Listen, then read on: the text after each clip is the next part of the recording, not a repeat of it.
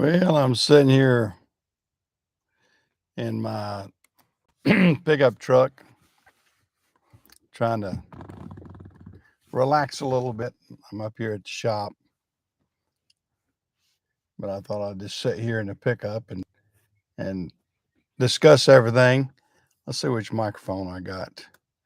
I better make sure that I've got the microphone. Well, I can't tell. I hope everybody can hear me okay.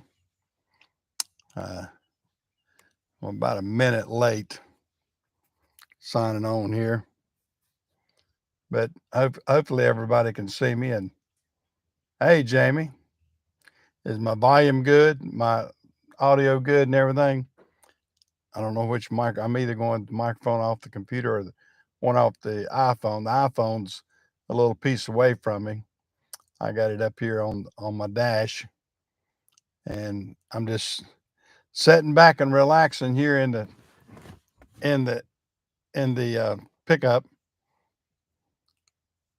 All's good on that end. Okay, well that's good. Yeah, I'm just sitting back and relaxing. It's comfortable up here in my pickup, so I just uh, thought I'd sit here and relax on it. This is the pickup I'm gonna use heading up toward New York this next week.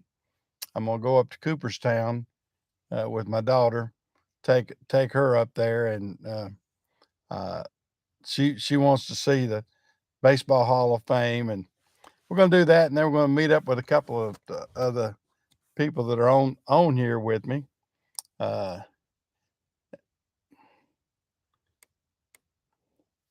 yeah, well, I'm gonna leave this week. Gonna leave this week. Probably around Wednesday. Probably gonna leave around Wednesday. It'll take all day. It's 11-hour drive, so it'll take all day to get up there, and then uh, I'll try to enjoy it a few days, and like I said, meet up with a couple of people. Uh, going to try to meet up with Mike, Dirt Boss, as some people know him out here. On and who was that? Go. Oh, that's my guys fishing coming down the road. Um, I'm gonna meet up with Dirt Boss and Joy Morrison, who a lot of I don't know where Joy's at this morning. Uh, Joy's usually on here early, but I'm supposed to meet up with Joy and Mike, and while I'm up there, and I don't know if anybody else in that area, in the Albany, New York area. I might can meet up with some others. I don't know. If y'all know of anybody else up that way, let me know.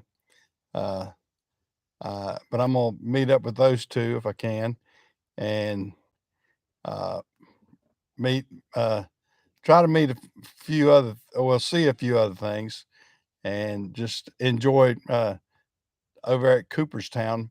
They're supposed to have the induction celebration this next week, and we're not going to go to that because my daughter's talking about it's probably going to be too hot and sitting outside, and there wasn't anybody hugely famous that she wanted to see and everything, and all the guys that I'd want to see are passed on, so uh, I I don't know a lot of the new players, so I don't know if there's a minor league game up there that week or not.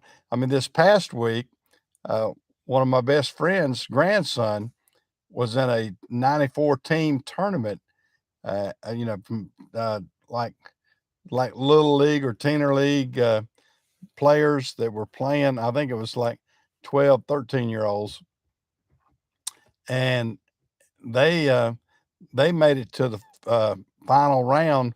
They were in the top four, and he did great. He had hit a couple of grand slams and a few other things, and Easton did real good. That's a boy's name, and he did real good. So you know, it is what it is.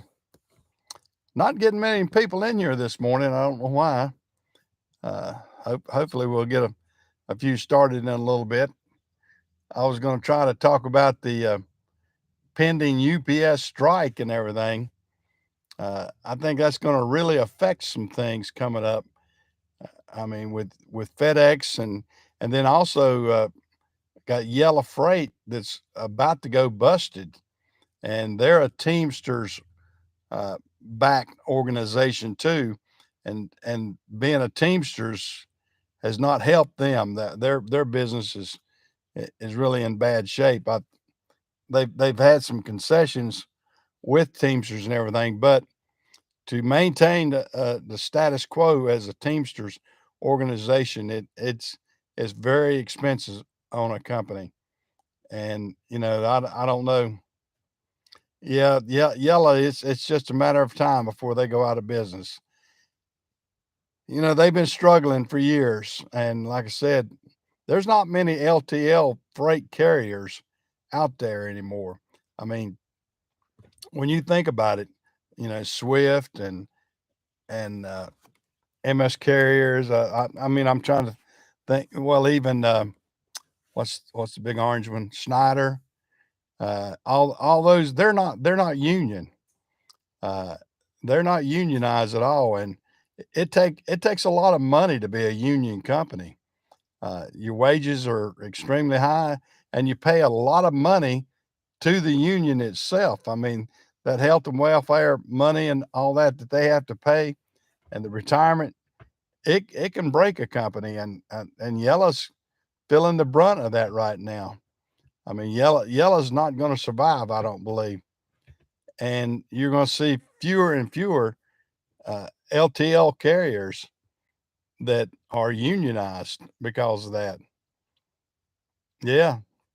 Well, I mean, labor costs is you know it, tough, and I just don't understand.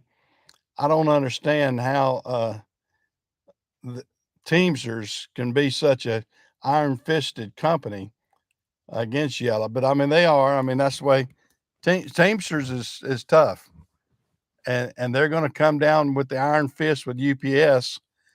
I mean UPS is it's going to put a burden. It's going to put a burden on the whole freight system when this happens, and it's sort of a perfect storm with Yellow about to go out and UPS getting ready to go on strike. And I was working with FedEx the last time UPS struck, and it really puts a damper on our system when that happens. I mean, FedEx cannot handle the amount of load that comes down with that. I mean, it's just tough. Hey, Renegade. Yeah, we're just getting started here. Just getting started, and I'm talking about what I know best. The freight business, and talking about the UPS strike, and that's going to throw. I forgot how much. It's like it's going to into billions of dollars of loss for the economy. And if they have 8 to 10 day strike, and if they strike, they'll probably strike for at least 8 or 10 days, and it'll put a damper on the economy real quick because there's no one company. I mean, the Postal Service and FedEx and all these other small carriers, they can't absorb what UPS was carrying.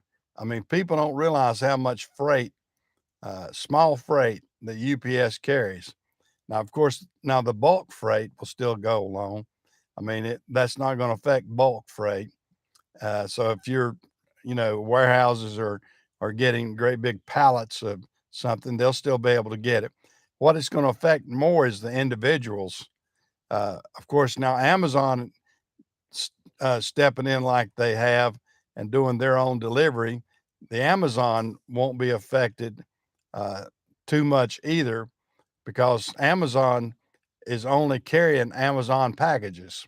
I mean, they're not picking up like FedEx picks up packages from everybody and then distributes to everybody. Amazon is just their freight being distributed to individuals, and that's going to be a whole different thing. Now, Amazon will be affected somewhat with the truckload carriers, not much, because UPS. I would imagine in the next few weeks uh, that Amazon's going to be very selective on giving freight over to UPS. I mean, UPS still picks up some at Amazon, but I would think that it's going to be very, very limited what they do. And FedEx cut out Amazon completely. They don't deal with Amazon anymore. So FedEx only picks up other carriers. So it's going to be different. Yeah, FedEx Ground. This is going to test the waters on FedEx Ground. Period. And FedEx Express also, uh, but FedEx Ground especially. Now I saw it go into gridlock uh, when UPS back in the early '90s. UPS had a shutdown. It wasn't a full strike, but it was a slowdown type thing, a shutdown, and it our system, and it was RPS then, it wasn't FedEx, but it came to a gridlock. We couldn't move anything hardly because we didn't have. I mean, all our trailers to load out were full with things coming in.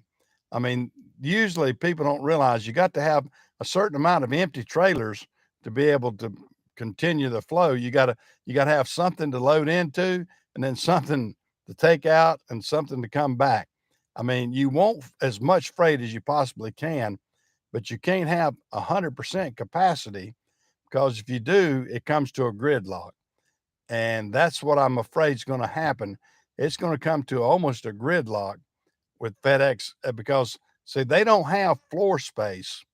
A lot of people don't realize this, whereas LTL carriers have floor space on their dock. They pull the freight off, they put it on the dock, and then they redistribute it into different trailers. FedEx is an entirely different system. They pull it off of a trailer and they shoot it down the ramp. It goes back to a new destination, goes right back onto another trailer. So it's trailer to trailer, no warehouse uh, situation at all. And that's the difference between uh, LTL carriers and small package carriers. I mean, it's not going to be it's not going to be the same as it is uh, with them. And like I said, and the other thing is, if Yellow Freight goes out, which it looks like they will too, at the same time, I mean, you're going to have Yellow Freight, which is still a big carrier, and then you're going to have UPS all out at the same time, and that's going to put a heck of a bottleneck on the on on the system. I mean, you just got to think about it. It's gonna be a tough situation. Yeah, yeah, yeah. Amazon is getting longer and longer on their delivery. It used to be, I mean, I could almost order something and get it the next day from Amazon, and that's slowed down to at least 2 days, and sometimes 3 and 4 days now. Well, there's not a lot of not big LTL carriers. I mean, Snyder's a big one, and then Swift and whatever they're tied in with, they're a LTL carrier, and uh, I had to really think of the others. I had to look them up, but UPS used to have UPS Freight. It was the old overnight. Now they've spun that off and sold that to somebody. I forgot who they sold that to, but it's big. I mean, there used to be when I was growing up, when I came up through the system. I mean, I worked at Carolina Freight Carriers, which was right here. Yeah, ABF. Okay, who bought them out? They're still big. I was about to forget about ABF, and their union. They're struggling along like a lot of them, but ABF is still out there, and uh, Old Dominion, which is not union, is still out there. Now, Old Dominion's a pretty good sized carrier, and like I said, Snyder's a big carrier, and Swift and MS Carriers get merged in with somebody. I can't remember who they merged with. Um, I just don't. I don't know. I can't. I can't off the top of my head name them like I used to. But used to. I mean, but there were so many major carriers that were unionized and everything that went out of business back in the 90s and 2000s and everything. I mean, back. I mean, when I was driving for Carolina Freight, I mean, we used to have Pilot, uh, Red Ball, uh, Hennis, uh, Consolidated Freightways, um, Acres. Um, I'm trying to think of some more. Brown, all those, and they were union carriers. All of those have gone out of business. Johnson Motor Lines, that was another big one. All of those carriers have gone out of business in the past 25, 30 years.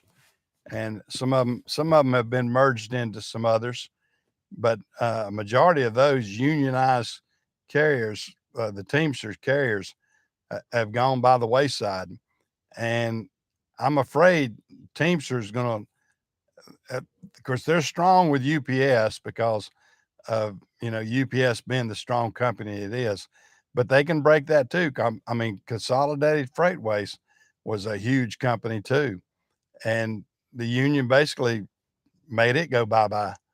I mean, it was tough. Yeah, yeah. Watkins, Shepherd, yeah. Uh,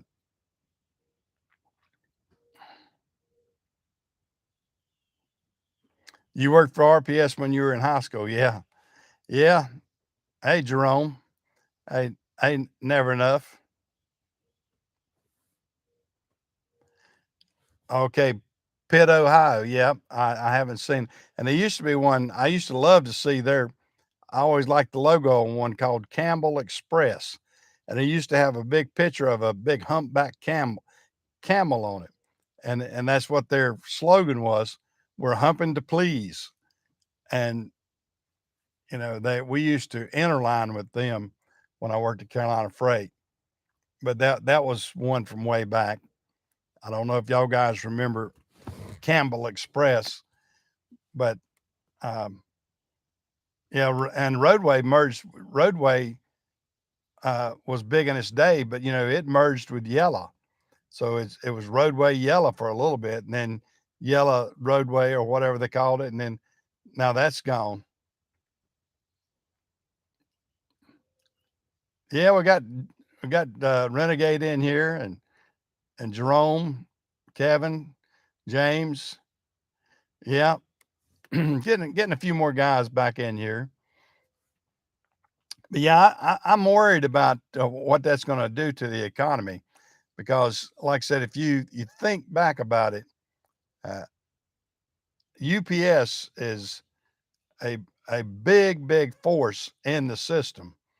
I mean, if FedEx, if they were union and they did the same thing, it would throw a damper on UPS big time, because there's no one carrier can grab all that freight and move it almost, on a like flipping a switch. You can't do it. I mean, they're going to have to gear up, and I know that FedEx is probably already going to customers and saying, telling them, y'all going to have to, do this and do that to uh, be a customer, and they're not going to take on new customers. I mean, I know that happened in the past. We had all these customers that would call up to FedEx and they said, "You got to pick up my freight," and they'd say, "Well, you're not one of our customers. You're not a regular customer." And they go, "Well, you got to get my freight," almost demanding, you have to. Well, no, you don't. Sir, those days we knocked on your door and you didn't want our service, this is what you get. And that's what's going to happen. I mean, you can't demand to have something, a service or whatever for a person that, uh, you know, for a person that is no longer, uh, well, that has kind of shunned you in the past, I might say if you shunned FedEx and you didn't use them, you always preferred UPS. And there's some people like that. Oh, I'm gonna do 99% of UPS. Well, when that 99% goes away and you haven't diversified yourself and moved freight from carrier to carrier, then you're screwed. And I'm afraid that's what's going to happen on some of this. Yeah, well, I mean, the UPS trucks are already getting air conditioned in a lot of places. That's part of the agreement, and they've already agreed to that. I mean, that's not what they're striking about. They're striking about wages and benefits. So the air condition uh, is not the part that's killing them. I mean, of course, air conditioning could kill somebody if you don't have it in these, like Arizona now, where I think it's up to 115 degrees outside. They're showing, and even down here in the South, I mean, it's been in the 90s lately, and it's sweltering. And and I think just a lot up and down the East Coast, it's tough. But these guys are conditioned pretty good on these UPS trucks, and you actually, if you ever run one of those, you don't want air conditioning all the time because air conditioning can kind of mess you up a little bit. If you jump out of an air conditioned car or truck and you run and you're sweating, and you go up and deliver something, then you run back and you're still sweating, then you jump in the AC for a few minutes and then jump right back out of it again. It really, you'll have a huge headache, and it really works on your body being cooled down too quick and all that sort of stuff. A lot of the guys, I would think, even if they run AC, they're going to probably run AC and a fan and still leave the doors open and have a mixture of coolness and everything. I doubt many of them will. I mean, there may be some in certain times that will just shut the doors up and have it chilled down as much as they can. But a lot of times, guys get sick when they do that because I know personally that I've been like that. I worked one summer at Carolina Freight, and I worked what they call on the meat run, whereas they were supplying all the restaurants up and down the East Coast on the Carolina coast, and a lot of the seafoods and everything. And I worked in the freezer part, loading freight one summer, and it was at night and everything. And I remember it distinctly. I mean, I thought, oh man, I'm in hog heaven. I'm down here and I'm able to go in and out of that cooler and staying cool and not sweating and not getting so messy wet, just out there loading freight like the rest of the guys. Well, I want to tell you, after about 2 days of doing that, I was sick as a dog. I mean, I couldn't take it much longer because I don't know, just going in and out of that cold freezer back out to the hot side of the freight. It got to me. It got to me. Yeah. Well, and that's part of it. I mean, they're going to cool down. Just it gets intense. The heat gets really intense in those boxes, and that's for sure. I mean, those boxes back. I mean, you open up that box and it's got a translucent top anyway, and it's like a greenhouse, and that is part of it right there. I mean, I would imagine that's uh, as much, if not more, of it is to cool down that box as it is to cool down the driving area. The driving area, they stay pretty cool and everything. I don't think the guys, uh, at least around here, are in that bad a shape. But it is something. But this is what we're going to be running into. We'll see in just about what I think it's August 1st, and I think it's August 1st or so, or the 1st of August, first couple of weeks in August. The yellow says that they may go out.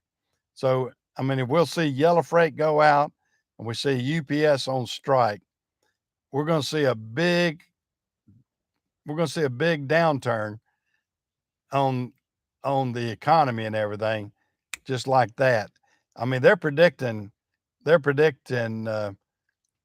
want to say I want to say is it 30 billion or maybe it's 300 billion. It's an astronomical figure. I mean, I've seen the figures. I just don't have them in front of me. But it could uh, knock out 300. I think it said 300 billion as far as UPS losing the money and the freight and other industries losing money. Like I said, they can't divert. They won't be able to divert all the freight that UPS will be picking up over into other carriers with a you know with a flick of a switch. Can't you? It doesn't happen that way, and people don't realize that. And like I said, and the thing about it, we don't have FedEx won't have the capacity of trailers. I mean, that was the biggest thing that I remember, and the capacity of the warehouses. I mean, I remember at the last strike, we couldn't get enough. We didn't have enough space on the physical yard at FedEx to move around. I mean, it was so crowded at the Charlotte hub and the Greensboro hub and all these different hubs. It was so crowded because they rented every trailer they could rent. And that capacity, putting that many more trailers into the system, it just gridlocked the system. And it slowed it. And that's the bad thing about it. You got so much freight and you can only put so many across the conveyor. In other words, if you're doing, let's just pull a number out of random. If you're doing 200,000 packages a night, you're not going to be able to do 300 with just like that. Or well, you may, but you won't be able to do 400. But you're not going to be able to double capacity. I mean, you can probably bring it up a third, maybe a little more than a third, but you after that, it's gridlock time.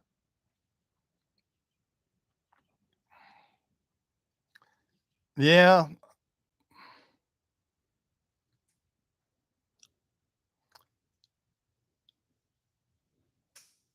Well, and that happens. That happens. Uh, it's UPS is going to hurt theirself, and FedEx is going to hurt too. I mean, it's a double edged sword. It's not a good thing. I mean, FedEx doesn't like seeing these happen.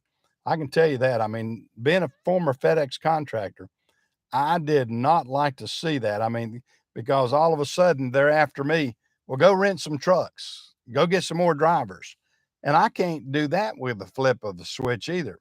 I mean, you have to gear this up months and months in advance to be able to take care of this uh, surge in business. And even then, you don't know if you're going to, what kind of business you're going to get. And I basically, I had set routes. So I tried not to get involved with a lot of that. Uh, I mean, they still wanted me to, and they still would try to pressure me into getting some of the extra routes. And I avoided it like the plague because it was the plague to me. Uh, I didn't want it. I was getting full capacity. As long as I got full capacity on my routes and all my routes were running good, I was happy. Uh, Now, a lot of guys, they would get out there and they'd say, "Oh, I can go rent a truck or I can get some more driver, do this, do that, and I'll get more money and all sort of stuff." But that was not my thing. I didn't want to. I didn't want to do that. I would rather. I was the guy that sort of cautioned. Uh, I, I wanted steady. I didn't want this great influx of business and you get an influx of problems at the same time. Well, I mean, yeah, I mean they're going to make you sign a contract, but I mean, there's only a contract with freight. I mean, they're just saying, yeah, well, you're going to be a regular customer, give us X, Y, Z. Here's your rates and all that sort of stuff. I mean, I was never on the sales side, so I never was privy of all the dealings on that. But I mean, I knew enough uh, through the years, hearing different things that yeah, they would get out there and have different customers sign contracts and say, well, we're going to do this, but we're wanting a guaranteed of XYZ. I mean, we're not just going to jump in there and say uh, we're going to pick up all your freight and that sort of stuff. I mean, it's sort of like if you've not been our customer in the past and we've asked for you to be our customer, don't come knocking on our door when you need us and you can't get UPS. And that's sort of the way they're going to be treated in some ways. I mean, they're always going to try to coerce the customer into saying, well, you need to have uh, a little diversity. And if you don't have diversity within your freight system, you'll get screwed on a deal like this. And there will be some customers that will be totally screwed. And some of them, they'll be totally mad as everything because they won't be able to get the service that they were used to. And service is going to drop off tremendously throughout the supply chain. I mean, once you take that element out of the supply chain, you're really screwing up a lot of different things. I mean, it's not just going to be, oh, my package didn't get here. It's going to be so and so's package didn't get there. So when his package didn't get it, that means he can't do X, Y, Z for me, and it goes on down the line. I mean, you'll find parts suppliers that won't be able to get parts. You're going to find manufacturers that won't be able to manufacture a part because they couldn't get their supplies. Just on and on and on. I mean, all the way down to I went to get some black cherry milkshake yesterday, and the guy that owns the place down there, he and I were conversing. He said, "Oh yeah, I'm having trouble with this supplier. He can't get this that I need to make black cherry ice cream because they do their own black cherry ice cream. But if he can't get his supplies in a timely fashion, then that's another breakdown of the supply chain. And we have yet. I mean, we go right back to uh, good old Buttigieg that that I think people realize he couldn't fix a pothole in Indiana. How in the heck are you expecting this guy to control the transportation business? And anybody that would put him in charge with the lack of education and experience in transportation, I mean, that was one of the stupidest moves. And I think everybody's realizing that. I mean, the Secretary of Transportation is a huge job because you're controlling rail, you're controlling air, you're controlling freight, you're controlling the supply chain. I mean, it is a huge, huge responsibility. And Mr. Buttigieg was we put a Cub Scout where you needed a Boy Scout or an Eagle Scout in there working this deal. I mean, we put somebody really, really green into that situation, and it shows. I mean, some of these people think they can just automatically just sign in and it's everything's hunky dory. Well, it wasn't hunky dory with Mr. Buttigieg, and we're gonna see what he can do with this UPS strike. I mean, it's gonna get tough if it gets in there. It's gonna get tough, and I don't know. I don't know what we're going to be able to do.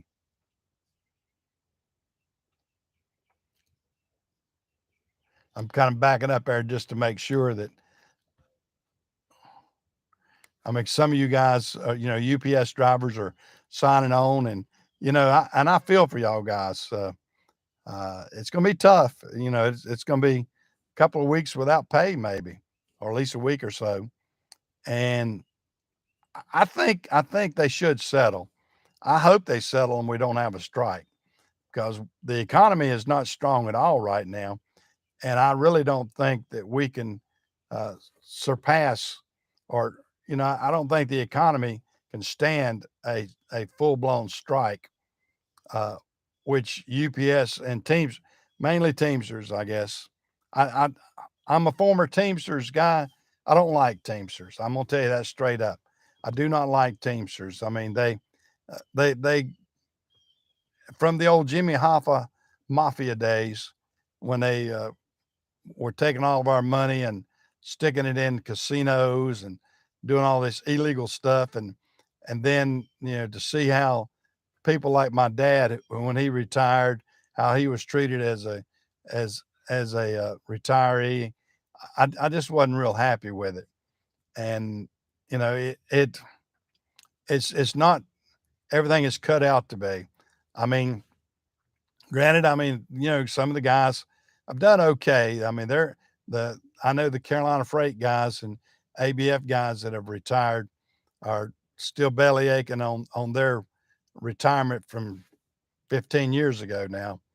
And, I go to some of the meetings. We have a get together of some of the old Carolina Freight employees, and I go to that because I was an employee. But one of the biggest things they have is they're always talking about their pension and how bad it ended up being. And I'm glad that I didn't retire uh, with that. With my FedEx, I was able to build my business, grow my business, and sell my business for a profit. And all that money came straight to me and my wife. I mean, it didn't go through, it wasn't brokered through with a union.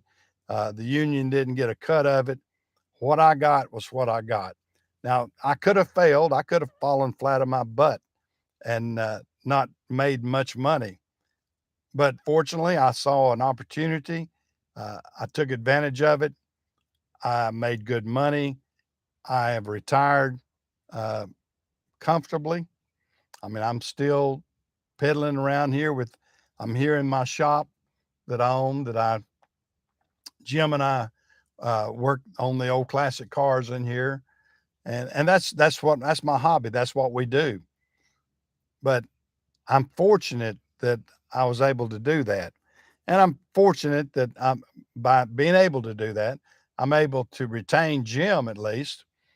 Jim worked for me as a mechanic when I was FedEx. Jim and I have got of course, I'm not paying him as much. He's retired and working for me part time, or well, really he's full time.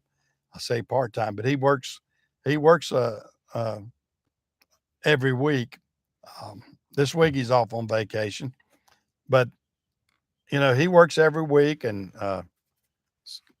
he and I have a good understanding of what we're doing here, and he's been able to keep a job and enjoy his life and do it at a leisure as opposed to go, go, go, go, go when we were FedEx.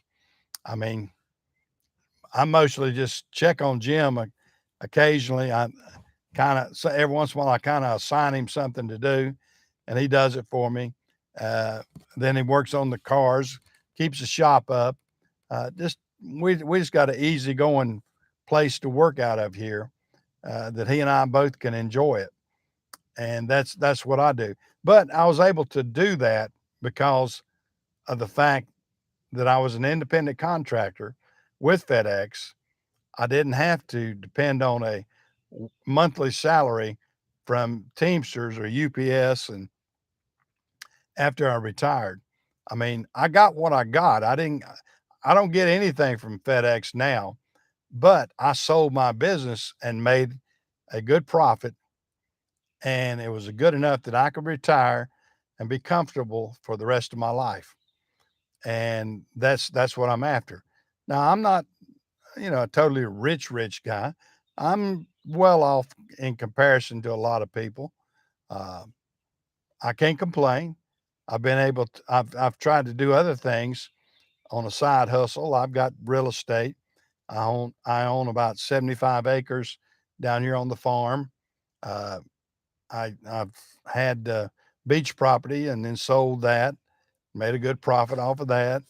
Uh, different things. I bought the Napa store across town and moved the Napa store over there, and then I sold that franchise after I had my heart attack and everything. I sold that franchise and retained the of course I kept the building and the 8 acres of land, which is good valuable property.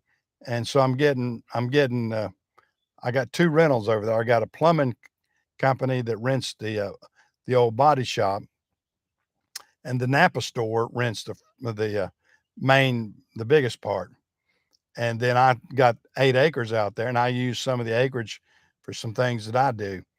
Um, and so I'm pretty well happy with the way my life is, and I'm able to work with a lot of equipment and do a lot of things and that sort of stuff. But that all came about because, like I said, I was no longer a union employee. So that's the difference. I mean, if you want to be complacent and you want a salary and a set retirement, then you know contracts and things like that are okay for you. If you want to be a little more risk taking and have a business of your own, grow that business and get it to a bigger size, then that's what I did. That was the path that I chose. Uh, I don't have a, although I was in the union, I wasn't in the union long enough to get a union retirement. You have to be in there 10 years, and I was in there like 9. I could have bought up, years later, I found I could have bought the extra years, paid into it, but I didn't, and I don't care. Like I said, we're doing fine without it, and uh, what little bit I would have got out of that, so be it. I've got my Social Security. I waited to 70 to get Social Security, so I'm getting a sizable amount of Social Security. Uh, so I've got that. My wife has hers. She has a 401k, and she plus has a teacher's. She was in. She was a North Carolina school teacher, so she has her teacher's retirement, her Social Security. I've got my Social Security, and we both have our FedEx, and she has a 401k. So we're not doing bad. We're not doing bad, and we have savings, and we have real estate. So that's my life in a nutshell. I don't know who all wants to hear that, but that's but what I'm getting at is the difference between UPS and FedEx. Now UPS guy, now they make a good retirement. If they get their retirement, they're gonna make a good amount, but it's set at that point, and that's all they're gonna get for uh, you know their retirement years. I mean, guys that retired at making six or $700 a month way back, that's all they get till they die. Guys that uh, got a little bit more, they make a little bit more. I know. It's different, and it's going to be. It's whatever a person chooses. Of course, once you make that choice, you're sort of stuck in that path unless you see an opportunity to get out and change. But you not to say the UPS retirement is not good. It is, and it would be nice to have that. But I just preferred knowing exactly how much I was getting and how much my worth was, and getting paid for that when I quit. I mean, they're getting paid monthly installments, and if something happens to the union, which has happened in the past, I mean, that's why the ABF guys and Carolina Freight guys and some of those are really still bitching and complaining about their retirement because it's not what they wanted it to be. And they didn't get everything that they were promised. So, you know, that's the situations you get into.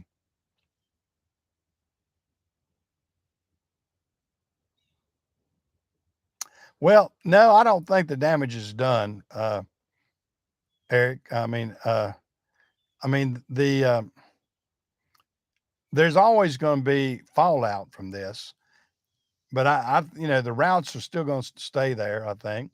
And UPS will just, UPS, the longer they draw this out, the longer that it's going to hurt them.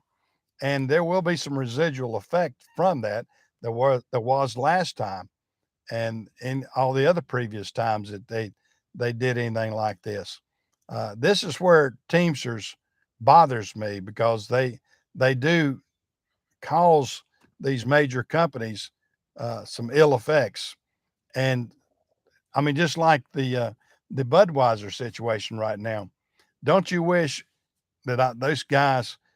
I mean, even though they're so spineless right now, the Budweiser people won't admit that they were wrong because they're afraid to hurt that 2 or 3% of the trans community. They're afraid to insult them and all their well, it's probably they're worried about the other people that back them up. They're so afraid to come out and say, "Oh, we were wrong," because that they don't know where they're going. But they've eroded their base, and that's the thing about it. If you don't erode your base, you're in pretty good shape. But Bud Light has in business, Budweiser. I mean, that's a perfect example how to fall off the top of that pedestal real quick. And they are out of the top 10 as far as beer sales. I mean, you just don't bite the hand that feeds you. And that's what they did. They took a young woke person, stuck her in charge of the VP of Bud Light and probably paid her way more than she was worth. I mean, that's what happens. These young executives get way more than they're worth. They get all this praise to bringing this woke stuff on and this what is it ESG stuff and all kind of uh, all this diversity that they're wanting. Uh, it's more divisive than it is diversive, and they're causing a huge amount of problems. Yeah. Well, I guess I feel sorry for the Clydesdale horses and everything. Uh, they're still probably taken care of pretty good, James. I feel sorry for the distributors. Is who I feel sorry for. I mean, you got all these mom and pop distributors that have built their livelihood on beer sales from Budweiser, and that's the ones that I'm really uh, concerned about. Hold on a second. I'm gonna have to. I've got a. I've got my Sprite sitting down here, and I hope I didn't. Got to make sure I don't spew it. I had it turned over a little bit, but I've got to get a drink of something here because my throat's getting sore. I'm sitting here talking too much about this strike and everything else, but you know, I think it's a concern of everybody if you think about it. I mean, it's coming uh, one way or the other. We're going to feel a ripple effect whether they strike or not, because like Eric was worried about with the uh, what's it going to do to his routes and different things like that. It will affect UPS, and they will have a reciprocal effect, even if they don't strike. I mean, you don't. They're threatening to strike. They're threatening their customers, and then when you threaten your customer base is going to be worried about it. And and like I said, some of them will be signing new contracts with the Postal Service and FedEx, and not to say that that's a panacea for everything, but you know, because these companies have got to know what their freight balance will be, what they've got to be able to predict how many trailers they're going to buy, how many more buildings they're going to build, what kind of capacity can they do in comparison to UPS. I mean, you've got to all these big companies like FedEx. I mean, their projections are 10 years out. And when you find something like this that throws a kink in the system, uh, it gets tough. It gets tough, but they'll weather through it. And they're smart people. I mean, FedEx people and UPS people, they're all smart people. Uh, I mean, I've been more impressed going from LTL over to the small package like UPS and FedEx has really um, enlightened me about how freight could be done. And had Carolina Freight implemented some of the things that FedEx did, they would have still been out there and been a player.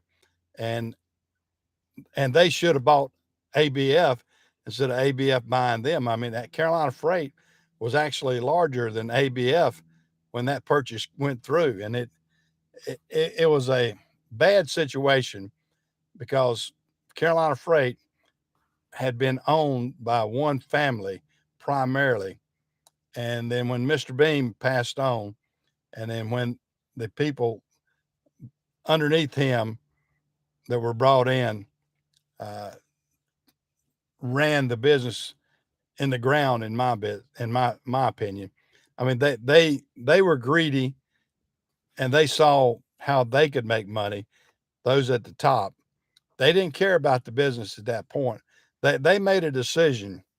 I mean, they made a decision. We're going to get out, and they started selling off the product and selling the product to somebody else real quick. And when that happened, that was the demise of Carolina Freight. I mean, had the right people stepped in and not been so greedy, I really think that that company would have still been going like gangbusters right here in my little hometown. Because believe it or not, I mean, Carolina Freight was started right here in my hometown, just about a mile and a half from where I'm sitting right now, mile and a half, 2 miles. And the man that owned it lived a mile, about a mile or well, probably less than a mile away from here.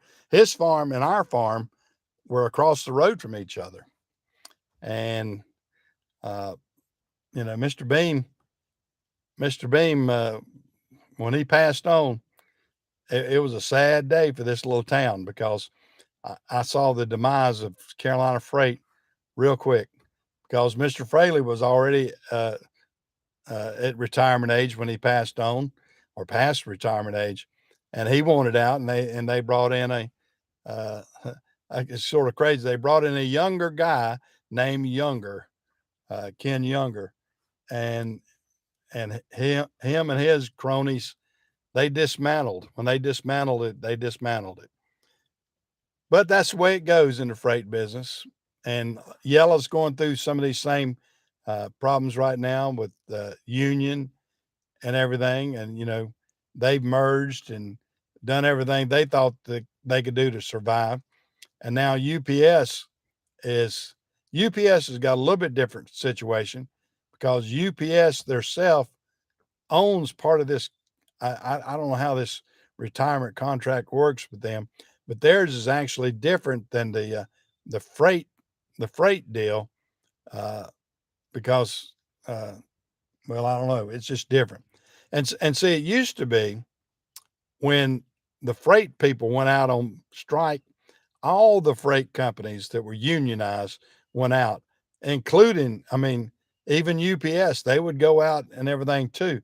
That no longer happens. I mean, they got a major freight agreement and then they have a UPS agreement, and they don't coincide at the same time. So you won't ever see UPS and the rest of the unionized freight carriers going on strike at the same time. And that's what used to be. That's what used to make these Teamster strikes so heavy and so hard back in the day, because if Carolina Freight went out, Acres went out, uh, Johnson went out, all of them struck at the same time. So freight was shut down with all the major carriers. And now we don't have that with UPS, although they're a big carrier, they're not the only carrier. So, I mean, just imagine what if UPS and FedEx and the Postal Service and everybody shut down at the same time. That would be devastating. But that's not going to happen anymore. And but that being said, even when a small cog, well, not a small cog, a big cog, UPS goes out on strike, it's going to really hurt a lot of people. So we'll see. Well, guys, I'm about talked out. I don't know what y'all were up to, and other than listening to me this morning ramble on about UPS and stuff. Well, yeah. Well, the Postal Service is what we get with that, James. And but I'm gonna. I've been at it about an hour here, so after about an hour, I know when the time's up without even looking on the clock, because the old voice box is wearing out. I can't talk for an hour on and on and on. But y'all have a good day. I'll get back with y'all on some stuff, but hopefully we won't have a major strike. Hopefully UPS will settle this, and because I like to see things run smooth. So y'all take care. I'm gonna get out of here. I'll see y'all next week. Maybe before then. I'm going on a little vacation. We'll see if we can't get some highlights from my vacation. See you guys.